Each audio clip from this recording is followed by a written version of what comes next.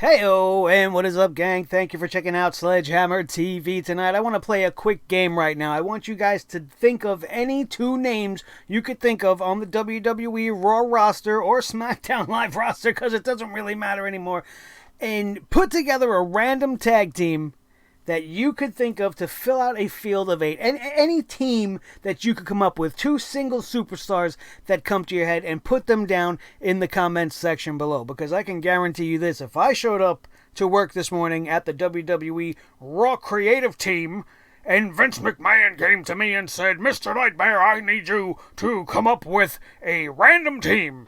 We have 7 teams left in the tag team division, and I need an 8th team for this thing tonight. Just pick any 2 guys you want." I tell you, Mr. McMahon, I could do that.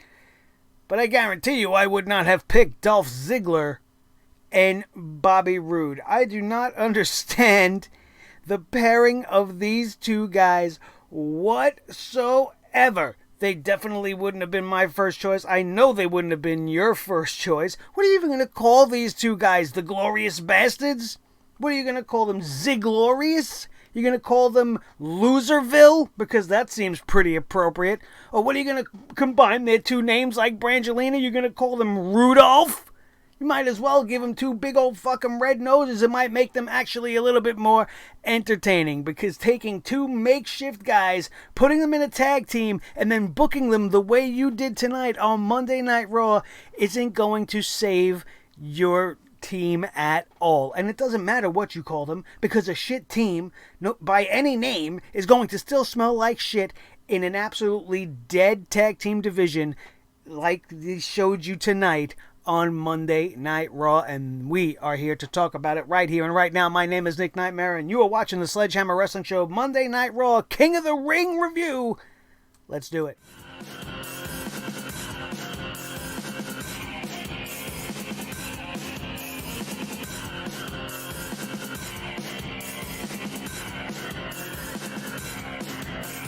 The Sledgehammer Wrestling Show.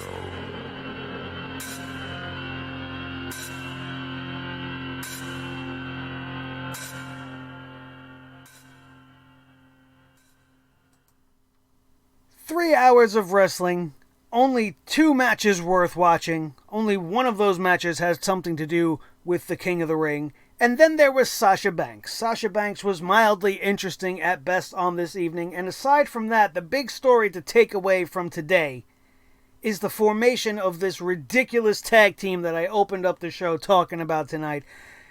I don't understand how the WWE can do something so blatantly disrespectful. I love the WWE tag team division growing up. You're talking about legendary teams like Demolition, the British Bulldogs, the Hart Foundation, the Rockers. You could even go into the Attitude Era. You had Edge and Christian, the Dudleys, the Hardys. They put tag team wrestling back on the map after it already died out in the early 90s. And now we have this division that we have now. And there's nobody in it. It's so bad, and there's so little talent in the tag team divisions that they have to take teams from the other show, that's A, to fill out this Raw tag team division opportunity for the championship. And then they don't even have enough there. They have to make their own bullshit teams. Dolph Ziggler and Bobby Roode? Where they came up with that, I will never ever understand. What are we giving them this opportunity for? And then to make it even worse, the teams that they beat, all in one night, in what has to be some sort of a record amount of time. A makeshift bullshit tag team is put into a match tonight, tag team turmoil, to go against, or just another fancy word for a gauntlet match, to go against 7 established actual teams. Now, some of these teams are not the best teams in the world, but these are teams with experience as teams. Dolph and Bobby Roode were thrown together probably 4 minutes before Monday Night Raw went on the air tonight, and they ran through the entirety of the tag team division. These teams that have been trying to make some sort of an impact on a tag team division that has been dead for so damn long, and you have a team like this, Ziggler and Roode, going over a team like Heavy Machinery, My early picks right off the start were obviously you want to see the OC, or you want to see the Viking Raiders, or you want to see Heavy Machinery come out on top. Given the field of competitors that we were given to choose from, those were my top three choices. And after they eliminated the OC and the Viking Raiders at the same time, I only had one horse left in the race, and that was Heavy Machinery. And I did not think for 1 minute that Dolph Ziggler and Bobby Roode were going to win this thing. But it's looking back on it, it seems like I should have obviously known that that was exactly what was going to happen tonight. How could they do that? How could you do that? A team that was just assembled ran through your entire tag team division, and then to make matters even worse, all they are going to do is show up as the Clash of Champions and face two guys that are currently the tag team champions that don't even give a shit that they are the tag team champions. Braun Strowman's more concerned about the Universal and United States Championship, and Seth Rollins didn't even give a shit enough to stick around on the show tonight. So, I don't understand anything about the tag team division, and we will get back to that as we continue this review and we get to it. The second half of the opening round was tonight for the King of the Ring 2019, and we filled out the quarterfinals on the Monday Night Raw side of the bracket. Ricochet defeats Drew McIntyre in what was probably the best match of the night, and I'm not surprised. Ricochet going out there, showing everybody that he can go once again. He's wrestling Drew McIntyre, who has, although he had to lose tonight because somebody has to lose in the tournament, he lost tonight, which I didn't think was going to happen. It's not actually what I wanted to happen. I would have much rather have seen him win, only because I don't think we've ever seen Samoa Joe versus Drew McIntyre, and this may be the one and only time that could have happened, and that was the way I wanted things to go down. But I did appreciate the great match that these guys put on. Absolutely fantastic stuff. I did not appreciate the commercial break. However, the WWE has a tendency to, whenever there's something cool going on, they go to commercial break. When we have actual wrestling going on, they go to a commercial break, and it's just very disappointing to me that they do that. We probably missed a lot of good stuff, but when we did come back from the break, we were treated to another nice amount of action. Like, they gave these guys a full amount of time to actually work, and I really, really appreciate that for a King of the Ring qualifying matchup. It let these guys tell a fantastic story, and I was all in it, and I thought it was great, especially coming off the heels of Sasha Banks opening the show. While it was a little bit draggy, only because they had to put in this like 5-minute long promo. Yet Sasha Banks come out, get everybody all hyped. She's going to explain her actions. She's got something to say tonight. Then I got to sit here and watch the whole recap of everything that we've just seen happen. Anyway, we get back to Sasha Banks in the ring, and she's got a whole lot to say. Michael Cole always has to tell us it's boss time. It's boss time. It's boss time.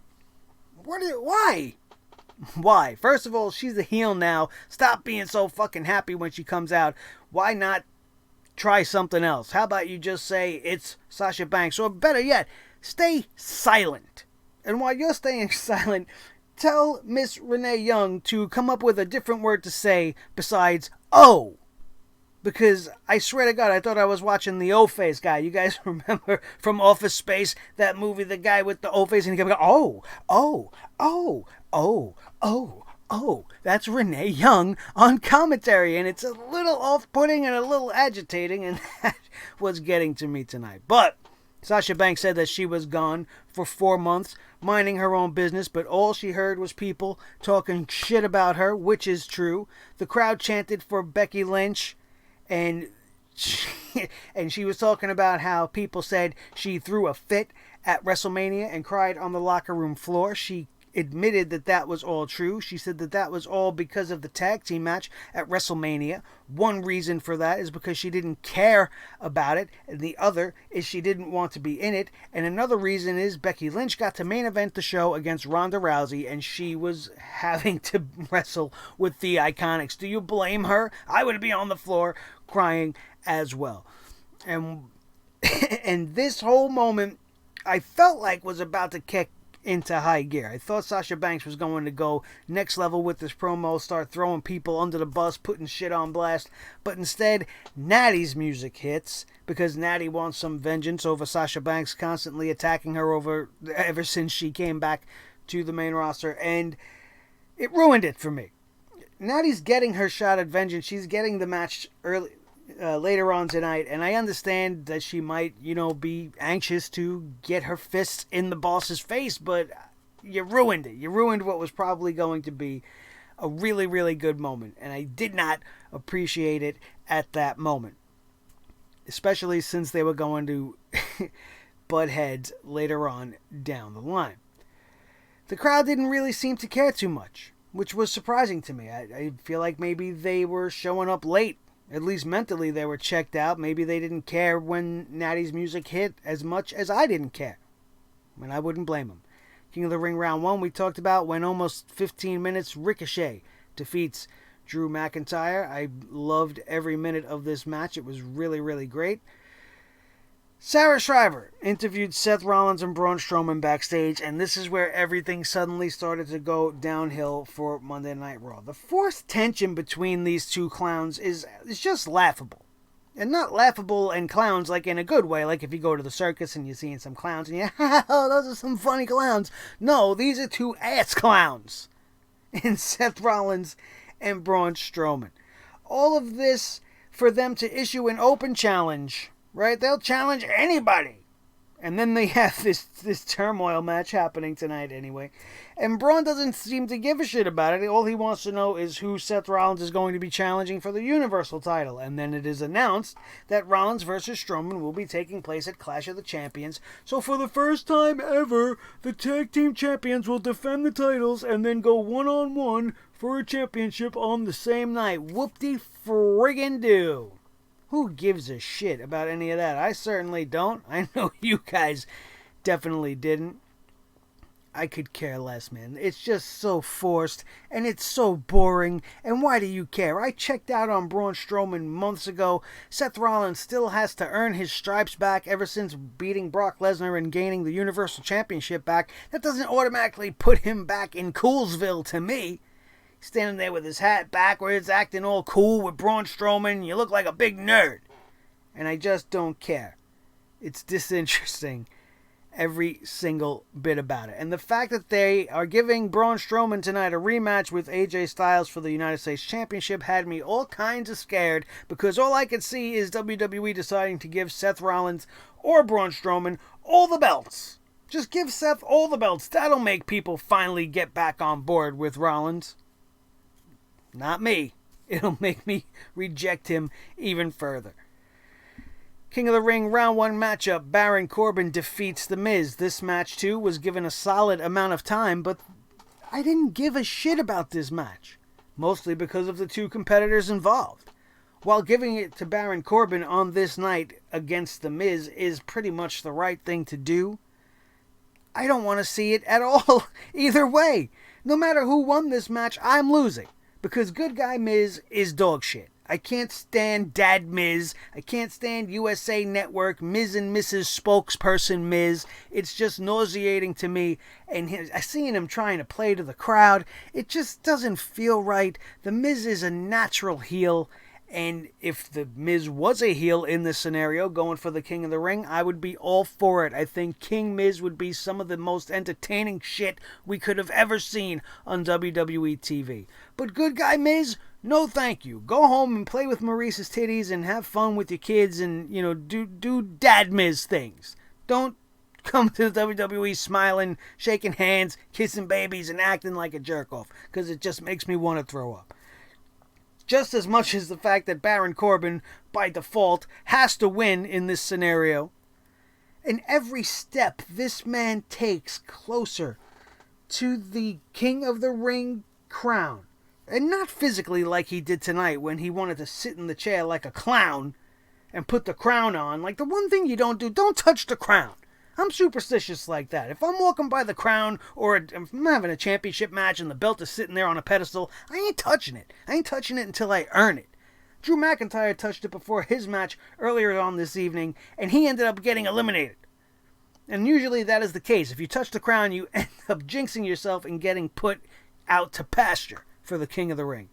Hopefully that's the case for Baron Corbin, which is why I don't really mind so much that he touched it, because he may have jinxed himself. But come on, man, don't touch the goods until you win this whole thing.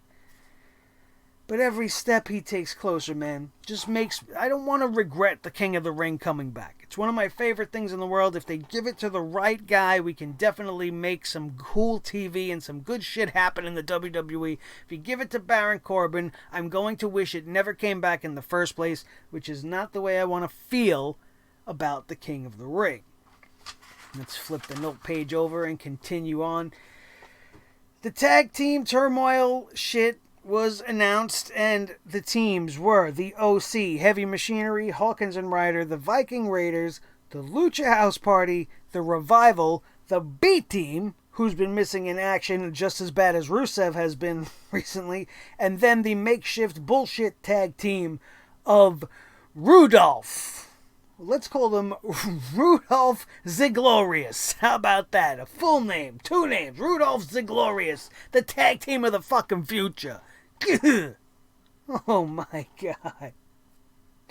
SmackDown Live Women's Champion is on Raw. Why? I don't know. WWE claimed that they were going to be moving away from the wild card rule, yet here we are with a matchup between 2 women that are both on the SmackDown Live roster and should be taking place tomorrow night on said SmackDown Live. But instead we're having Bayley versus Nikki Cross in another champion versus champion encounter, because that seems to be the flavor of the month. It's the way they're doing things. It's almost like the 2 out of 3 falls matches for the month of August is now, if you have a championship, you're going to face the other champion. Because you have champion Bayley versus one half of the SmackDown. I always do that when I talk about the women's tag titles, and I don't know why I do that.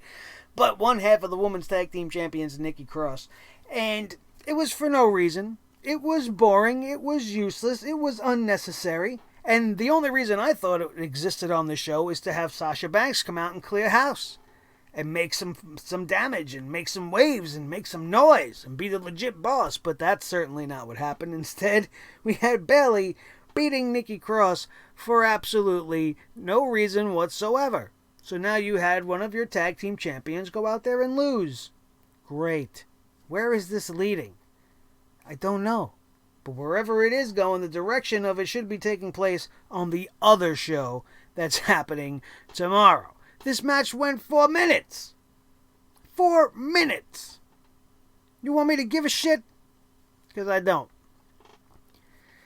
Backstage with Kayla Braxton, Braun Strowman told her that it would be winner take all after he defends the tag team titles, wins the Universal title, and wins the United States title tonight, taking it to the Clash of the Champions. With him, he intimidated that he would take out the entire OC, and nothing would stop him from winning the Universal Champion. Robert Roode, Dolph Ziggler, and the Tag Team Turmoil match. Let's break this down. Okay? The first match was the Viking Raiders versus the B-Team, in which the Viking Raiders dispatched the B-Team as easily as they dispatched of Rick and Dick Ding Dong that they've been wrestling every week, coming out of the local crowds, beating all of the jobbers everywhere that they go. 1 minute and 17 seconds. Goodbye, B-Team. Thanks for coming. The Viking Raiders would then be confronted with the OC, and I immediately was afraid of this. I'm like, why would they do this? Because the Viking Raiders are trying to be on their way up, but they're not giving them any valid competition. You don't want to see them lose here. The OC already just lost the Tag Team Championships. You don't want them to lose again because you're trying to make the OC as a faction look cool and look viable and look dangerous, so you can't have them lose here. So in this terrible Tag Team Turmoil match, they actually did something smart and had these 2 teams cancel each other out. The problem here, like I mentioned to you guys before, is without the OC and without the Viking Raiders, 2 out of the 3 teams that I wanted to win this thing are now out of it completely, leaving a list of teams to come that are absolute garbage. So I'm thinking wholeheartedly at this point, well, it's got to be Heavy Machinery. if I'm given the choice, who wouldn't want to see Heavy Machinery go up against Braun Strowman and Seth Rollins? Seth Rollins is the least formidable of the two, but I would like to see Heavy Machinery versus Braun Strowman in a handicap match for all I care. That's not what we got by the time this thing ended up. Robert Roode and Dolph Ziggler defeated Lince Dorado and Gran Metalik of the Lucha House Party in little to no time. Very quick pinfall here. They then go on to beat the Revival in 5 minutes. The Revival. The same Revival that have been on the up and up lately, that have been trying to regain some momentum, that have been buddied up with Randy Orton and are now just back on the pile of losers that they are so familiar with being on because they lost in 5 minutes flat.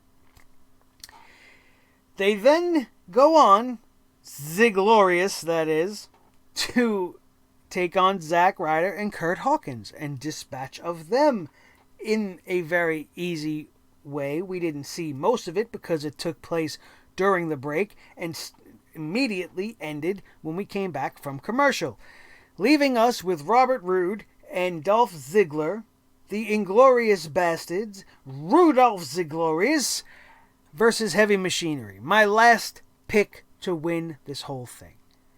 And they went down in defeat again in 5 minutes. So in less than a total of 20 minutes, this newly formed team of two perennial losers, one guy that hasn't been around in I don't even know how long, and another guy who spent the last few months looking up at the lights everywhere he goes, just took out everybody there is in less than 20 minutes. The best of the best. And now they are going to challenge tag team champions who don't give a shit about being tag team champions. It's awful. It's awful. It's disrespectful to the entire Monday Night Raw and the entire WWE tag team division. The best thing they could do at this point is what we've been calling for them to do for the longest time, and you've seen why they have to do it tonight. The only two tag teams missing from this thing were the two tag teams that are on SmackDown Live. The Usos and the New Day. So, merge the damn divisions already. Make one championship, and then this might actually get interesting, and you won't have to be coming up with stupid ideas like Ziglorious. Awful. They then had to take the time to show us a very long, very boring recap of everything we've been put through with the Roman Reigns, Daniel Bryan, Eric Rowan scenario, and the bullshit reveal of Rowan number 2 last week. Sasha Banks' music hit, and Michael Cole once again, even though she's an evil bitch, says, "It's Boston!" Awful. She comes out there, she beats Natalya in 4 minutes. This was everything that this match actually needed to be. I don't have too much wrong with the way this whole matchup went down. Sasha Banks needed to do something like this. Natalya came out, she did good enough. She gave Sasha Banks a much needed win. She sold the injury to the bank statement very well. The post-match attack by Sasha Banks on Natalya, continuing to damage her arm by putting her in the bank statement for a second time on this night, goes to prove to everybody that no matter how nice you are to all the girls in the back, nobody likes Natalya, because nobody gave a shit, nobody came out to bail her out. It was just, I'm sitting there going, this girl's got no friends. This girl's got no friends. It's probably because she flips-flops more times than the goddamn Big Show on whether or not she loves everybody or hates everybody, and it's getting pretty awful. Now, most people were not stupid like me, then they weren't tuned into this as they tuned over to the VMAs and watched Missy Elliott supposedly crush it at the Video Music Awards tonight. I would know, because I, like an idiot, was watching Raw and didn't change the channel, even though I probably should have. After this, Cedric versus Cesaro. This was the second good match on this night. Once again, Cedric Alexander continues to prove that he has great value on this roster, no matter who he's put in the ring against. An above average showing for both of these guys. And once again, every time something cool goes on, we have to go to commercial. We missed the majority of this matchup thanks to that. And though Cedric won this matchup, the damage that he sustained most likely is going to affect him in his King of the Ring match next week with Baron Corbin. So he kind of looks like an idiot. Because I don't know about you, if I'm in the King of the Ring and I don't have a match tonight, I'm not going to be looking for a match. And if I was booked in a match, I'm going to go to the guys and be like, hey, listen, I'm in the King of the Ring. Why am I wrestling tonight? I'm trying to stay at 100% at all times so that I can go and be the next king of the WWE wrestling. But that's not what happened. And he looks kind of stupid. I don't know how. I just switched layouts, but we are talking about the King of the Ring, and that's fine. But all this really does is kind of makes next week very predictable, and it sets up Baron Corbin for a very easy win. And like I said, every step closer that he gets to the throne is scarier and scarier to me. So while this was a very good match, I did not like the end, only for that one reason. Let's go back to the Raw layout. We had no choice, and we made it this far. I'm surprised we made it this far into the episode of Raw without bringing this up, but we had to talk about the 24/7 I'm a Clown, Hey Look at Me, Avocado Toast, Gold-Plated Heavyweight Championship of the Embarrassments. And it's only getting worse and worse and worse because you got Fox Sports news anchors. People who aren't wrestlers, like, at all. These are like people in the world that don't even watch wrestling, most likely. They probably stick their nose up at it because they don't view it as an actual sport. And you got these guys on Fox Sports winning the 24/7, Hey Look, I'm a Clown, Avocado Toast, Gold-Plated Championship belt. And even though you did it for the most minuscule of times, maybe it was a total of 1 minute, you have reached David Arquette levels of embarrassment with this championship. Not that it's worth anything to begin with. It's a trash belt that's absolutely worthless, but you made it even more embarrassing to wrestling fans. You made it even more worthless to everybody else when you put it around whatever dopey anchor that was for Fox News. I don't care. I don't care what, oh, it's entertaining, it's fun. No. It's awful, it's dreadful, and I hate it. I fucking hate it. And you should too. For the last time tonight, we are going to talk about Ziggler and Roode. Because they had this promo, right? And Dolph Ziggler and Bobby Roode are going off about how this is so great. And I'm sitting here thinking to myself, how the hell do these guys even believe what they're saying about themselves? It's unfathomable. How could they really believe this? Bobby Roode's sitting there saying, you know, oh, when you got it, you got it. When you're hot, you're hot. I'm like, what do you got? What do you got? Maybe you had it, but all you got recently is 2 premium tickets into the catering room backstage. Oh, when you're hot, you're hot. When were you hot? The last time either one of you guys were hot was maybe about 10 years ago, when Dolph Ziggler was running around with Big E winning Money in the Bank briefcases, and Bobby Roode was one half of TNA's probably greatest homegrown tag team that they ever had in Beer Money. When you're hot, you're hot. When was the last time you were hot? Well, because you went outside because it's summertime. Well, the 2 of us are sitting outside in the pool. We're both pretty hot. We got it now, Dolph. We got it. We got to go. I can't. I fucking can't. Then we had the Street Profits pop up again just to retell us everything that we've already been seeing. So a nice hard skip on this. We had a very cheap Firefly Funhouse segment because they didn't do anything new. They just showed us a few clips. It was like a Firefly Funhouse clip show just to show us what the hell led to all of the craziness that we've been seeing with Bray Wyatt lately. The United States Championship is on the line in the main event tonight. AJ Styles defeated Braun Strowman via disqualification. I am very grateful that this is the way it ended, but this ends with some really, really big time bullshit. The referee at one point gets pushed outside the ring. He's knocked out cold. This allows AJ Styles and Braun Strowman to introduce a steel chair into the ring. It also allows the OC to come out and help their captain. So, in the meantime, while the referee is trying to shake the cobwebs off, Braun Strowman gets the chair as the referee wakes up and finds himself disqualified. Why? Because AJ Styles did a very good Eddie Guerrero impression and played possum as if Braun Strowman hit him with the chair. But even more so than that, it's because the referee heard the chair shot.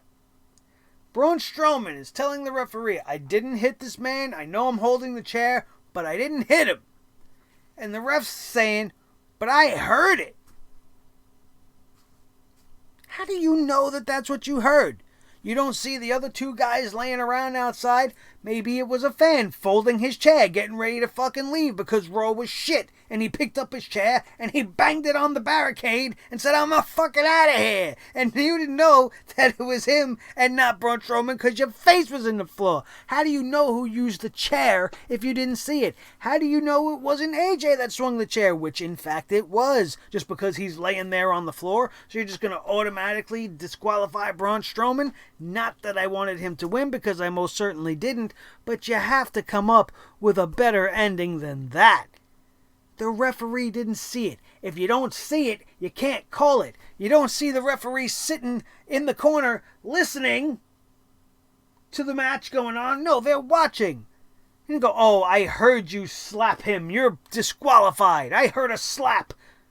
Or I heard a punch. Open your fists. You can't be punching. You need to do open palm strikes. You don't see those things with your ears. This dumbass disqualifies Braun Strowman because he heard some shit.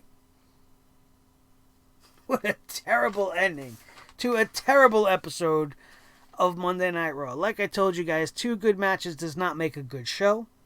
King of the Ring still is like hit or miss. It's set up for a couple of interesting things that could possibly happen. We have the possibility of a Cedric Alexander versus Ricochet semi-final match. And while that would be babyface versus babyface, it would be acceptable because it happened in a tournament environment and it would be one of those winner, take all, best versus the best, may the best man win scenarios between 2 guys that are really picking up steam in the WWE universe right now. It was nice to hear Cedric getting some cheers tonight. People finally aren't confusing him with Gary the Goat Goblet and they know he's an actual real person. And I would love to see that as a semifinals match on the Monday Night Raw side, leading to most likely Ricochet being in the finals against whoever SmackDown decides to serve him up. It's going to get a little bit more interesting with the King of the Ring tomorrow night as SmackDown Live is going to come our way, and I look forward to going over all of that with you guys tomorrow night as well. Also, big news for you guys. I got something special that I've been working on. Doing a little bit of a retro review. It's going to be everything wrong with the Clash of the Champions from the year 2016. Oh, let me correct myself. It's Clash of Champions 2016. And that is going to be dropping on this channel this Friday. This Friday, I will give you guys a most definite time, but it's going to be uploaded and we are going to premiere it on this channel. I am going to sit here and watch it with you guys as it premieres live. We can talk in the chat, we could hang out while we relive, and I'm sorry to make you relive it at all, Clash of Champions 2016, which I did in a very, very special way, paying tribute to one of my favorite YouTube channels. And it is one of the reasons why we started thumbnailing and calling our videos Everything Wrong With. So that should be a hint as to the channel that I'm talking about. If you don't know who it is, I will let you in on that secret after you see what I cooked up for you guys in our very special Sledgehammer Wrestling Show presentation coming at you guys this Friday. So keep your eyes peeled and make sure the best way that you don't miss it is to be subscribed. Help us get to that 2,000 subscriber mark before August ends. We can do it. We're so close, you guys. We're so close, slowly getting there. The sledgeheads are filling up the arena here that we're building on YouTube, and I can't wait till we start to get that 2,000 and then surpass it and get to 10,000 and beyond, because this is the coolest, newest wrestling channel you have ever found, and you know that to be the truth. I am as fair can be. I'm honest. I told you guys when it's good. I tell you guys when it's bad. We bring the hammer down like nobody else on YouTube, and I invite you guys to become a part of this family that we are growing here right now. So hit that subscribe button. If you are already subscribed, make sure you share this video with each and every one of your wrestling buddies all over the wrestling world and encourage them to subscribe so that we can continue to infect the world with cool wrestling and entertainment videos that we bring to you guys here on your favorite show. Don't forget also, if you enjoyed this video at any point, to smash that thumbs up. It really helps this video get out there in the search engines, which will help it find new people, which will help bring more subscribers, which means you will continually be helping me by doing that as well. Make sure you leave your comments down in the comments section. I love reading what you guys have to think about tonight's episode of Monday Night Raw. And don't forget to check out everything else on the channel, from my 5 ways to book Bray Wyatt video to our reviews of everything that happened with the AEW. We are going to be going over AEW's All Out as well this weekend. So lots of stuff on the channel. Lots of reasons for you guys to come back. Lots of reasons for you guys to subscribe. And I want to thank each and every one of you that have already done so. My name, ladies and gentlemen, is Nick Nightmare. This is the team Thor the Sledgehammer, the official sledgehammer of the Sledgehammer Wrestling Show. His tag team partner, the world heavyweight champion of all the microphones in all the world, Mr.